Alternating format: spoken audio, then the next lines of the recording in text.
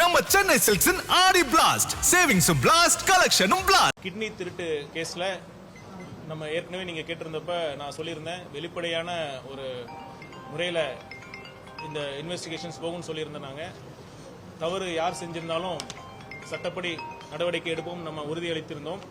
மாண்புமிகு முதலமைச்சர் அவர்களுடைய வழிகாட்டுதலின்படி பார்த்தீங்கன்னா இப்போ நாமக்கல் ஜுடிஷியல் மேஜிஸ்ட்ரேட் கோர்ட்டில் நம்ம கேஸ் ஃபைல் பண்ணியிருக்கிறோம். 3 மருத்துவமனை மீதும் சம்பந்தப்பட்ட மருத்துவர்கள் மீதும் நம்ம கேஸ் ஃபைல் பண்ணியிருக்கிறோம். இன்னும் இந்த நம்பர் ஆகலை. அப்புறம் பார்த்தீங்கன்னா அந்த சம்பந்தப்பட்ட மருத்துவர்கள் மீது தமிழ்நாடு மெடிக்கல் கவுன்சில் மீதும் அவர்கள் சார்பாகவும் டிசிப்ளினரி ஆக்ஷன்ஸ் எடுக்கவும் நாங்கள் ரெக்கமெண்ட் பண்ணியிருக்கோம். இதன் வாயிலாக நான் என்ன அஷூரன்ஸ் கொடுக்குறேன்னா, என்ன உறுதிமொழி கொடுக்குறோம்னா, கண்டிப்பாக நேர்மையான முறையில் எந்தவித தலையீடும் இல்லாமல், எந்தவித அரசியல் தலையிடம் இல்லாமல், வேற எந்தவித நோக்கமும் இல்லாமல் இந்த விசாரணை, இந்த கோர்ட்டோட நடவடிக்கைகள் இருக்கும் அப்படிங்கிறத நான் சொல்லிக்கொள்ள விரும்புகிறேன். அப்புறம் டெங்கு, இந்த நேரத்தில் டெங்குவோட பரவலும் சற்று அதிகமாக இருக்கு. மக்கள் பார்த்துருக்கோம், அந்த டேட்டா கொடுங்க.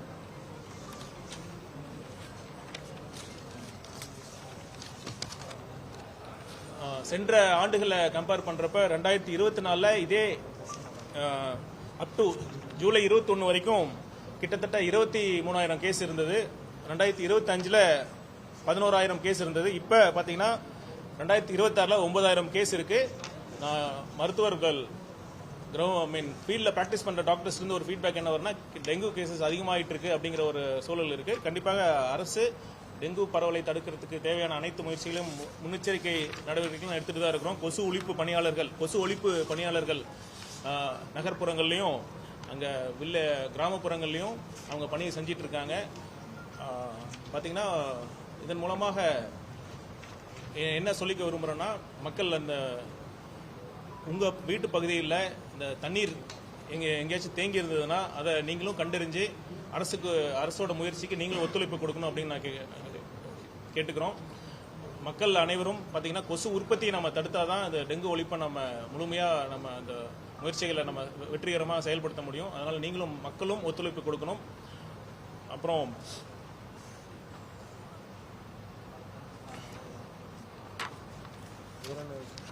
வேற இதுதான் நம்ம சொல்ல வேண்டியது.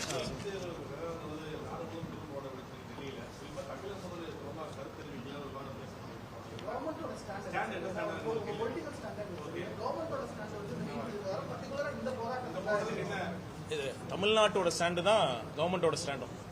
பார்த்தீங்கன்னா நீட் வேண்டாம் என்பதுதான் தமிழ்நாட்டோட ஸ்டாண்டு. அதுதான் இந்த மக்களால் தேர்ந்தெடுக்கப்பட்ட அரசினோட ஸ்டாண்டும் அதுதான். நீட் பார்த்தீங்கன்னா கிராமப்புற மக்களுக்கு எதிரானது, மாநில உரிமைகளுக்கு எதிரானது. அதனால நம்ம நீட் வேண்டாம் என்று சட்டமன்றத்தில் ஏற்கனவே தீர்மானம் போட்டிருக்கோம்.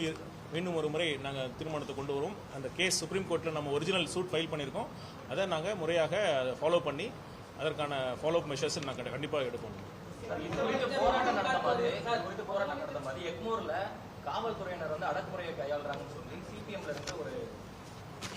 அறவழி போராட்டத்திற்கு கண்டிப்பாக இந்த அரசு எப்பயுமே எதிராக இருக்காது. பார்த்தீங்கன்னா இதுக்கு நிரந்தர தீர்வு என்னன்னா, அந்த கல்வி மற்றும் மருத்துவத்தை மாநில பட்டியலுக்கு கொண்டு வரதான் நிரந்தர தீர்வாக இருக்கும்.